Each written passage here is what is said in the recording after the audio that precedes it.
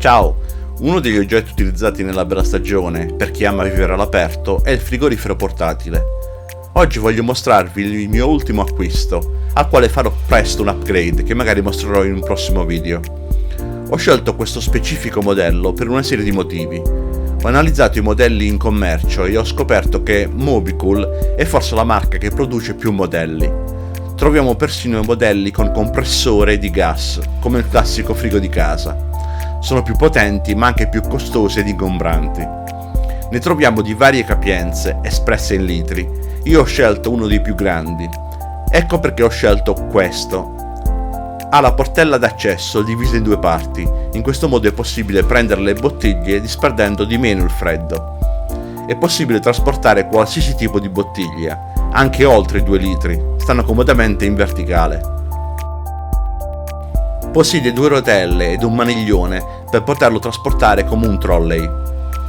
Ha una paratia interna estraibile.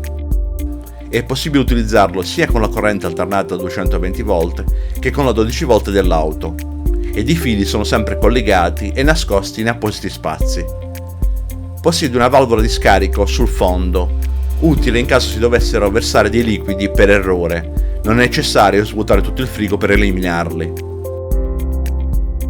Le 2 portelle superiori si tolgono molto facilmente, facilitando il lavaggio del frigo.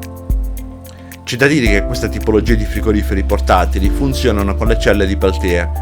Non consumano molta corrente, ma non sono nemmeno potentissime. È preferibile inserire gli alimenti all'interno già freddi. C'è anche da dire che alcuni utenti si sono divertiti a rendere più potenti i propri frigoriferi portatili, sostituendo la cella di Peltier con una più potente. Il sito internet Mobicool è ben curato e multilingue.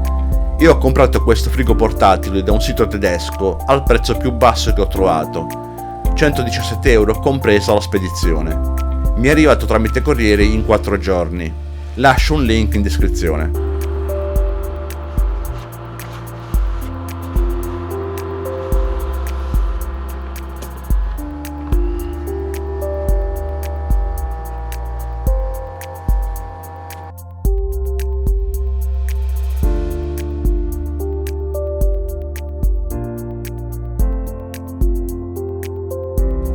Ciao, al prossimo video!